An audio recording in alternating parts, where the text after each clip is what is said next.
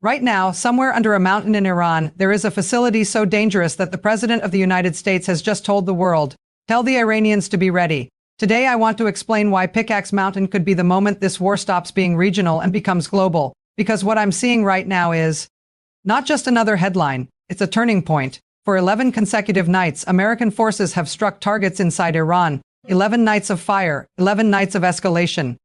And now the target list has narrowed down to one place, a mountain, a tunnel system, a secret. Let me walk you through what's actually happening, because the details here matter more than the headlines suggest. The site is called Pickaxe Mountain. In Iran, it's known as Kolan Gazla. It sits about 140 miles south of Tehran and less than 2 miles from Natanz, one of Iran's most important nuclear facilities. Natanz has already been bombed once, twice actually, in the wars of the past 2 years.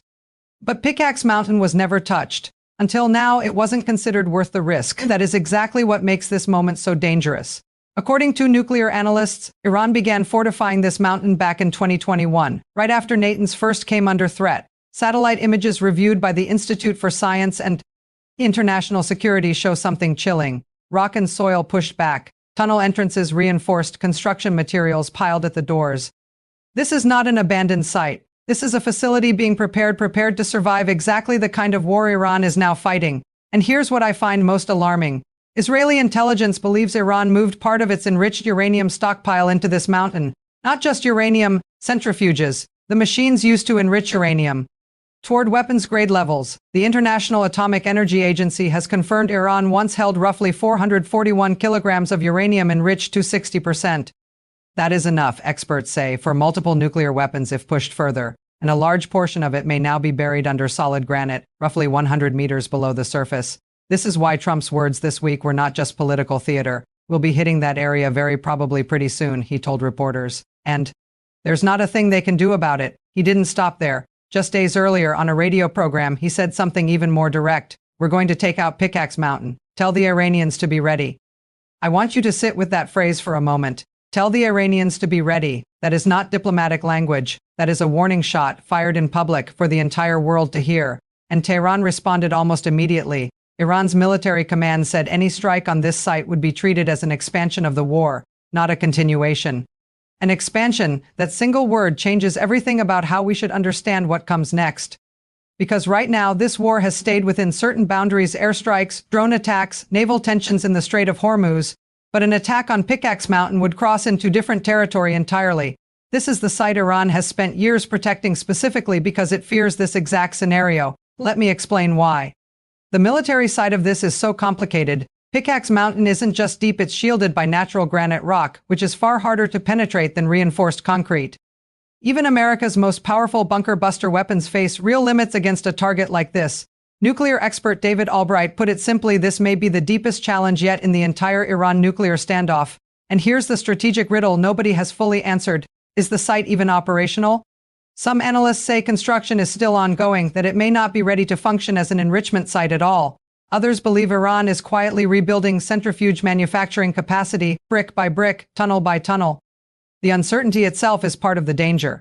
Nobody, not the IAEA, not Israeli intelligence, not even Washington, knows exactly what's inside. And when nobody knows exactly what's inside a nuclear facility, that uncertainty becomes the excuse for military action. This is how nuclear crises spiral, not through certainty, through fear of the unknown. Now let me widen the lens, because this isn't only a Middle East story anymore. Every time this war escalates, global oil markets shake. Brent crude has already surged past $100 a barrel since this conflict began. If the United States strikes near the Strait of Hormuz corridor again, energy analysts warn prices could climb even further. That means higher gas prices in America, higher diesel costs in Europe, and fuel shortages already forming in countries like Bangladesh. This is the part people often miss: a war fought over centrifuges in a mountain can still hit your wallet thousands of miles away. Wall Street has already felt it. Stocks have swung wildly with every twist in this conflict. The so-called Magnificent Seven tech giants are down double digits this year, partly because of war-driven uncertainty. And now imagine the reaction if American forces strike what Iran considers its final nuclear safeguard. This is why I keep telling you modern wars are no longer contained. They ripple through pipelines, stock markets, and grocery bills. Let's talk about Iran's position for a moment, because context matters here. Tehran's regime is already under enormous pressure. Its supreme leader was killed in the opening strike of this war back in February. Its military infrastructure has been devastated across multiple fronts, and yet Iran has continued firing drones, missiles, and warnings at American assets across the region. This is a regime that appears to believe survival depends on holding on to whatever nuclear capability remains, which is exactly why Pickaxe Mountain has become so symbolically important. For Washington, striking it would send a message. No hidden site is safe. For Tehran, losing it could mean losing its last bargaining chip in any future negotiation. Both sides understand the stakes. That's what makes this moment so tense. Now, here's where I want you to think beyond the Middle East entirely. Russia and China are watching this closely, not because they love Iran, but because they're studying America's playbook. Every strike, every threat, every piece of intelligence gathered here shapes how future conflicts might unfold elsewhere. This is bigger than one mountain. It's a test case for how far modern military power can reach underground, and that has implications for nuclear strategy far beyond Iran's borders. Meanwhile, ordinary families across the region brace for what comes next. In Lebanon, in Israel, across Gulf states, there is exhaustion, fear, and uncertainty. About how much longer this war will last, diplomatic backchannels are reportedly still active. Mediators in Pakistan have been engaged by Iranian officials in recent days. But so far, none of that has stopped the strikes, and none of it has stopped the threats. So where does this leave us right now? We are watching a countdown, not a clock with numbers, but a countdown built from public threats, satellite images, and military posturing. If Pickaxe Mountain is struck, Iran has already told us its response and expansion of war. If it isn't struck, the uncertainty over what's hidden inside will continue to haunt every ceasefire conversation. Either way, this single location has become the most consequential piece of geography in this entire conflict. And that is exactly why I wanted to break this down for you today, because headlines move fast, but understanding moves slower.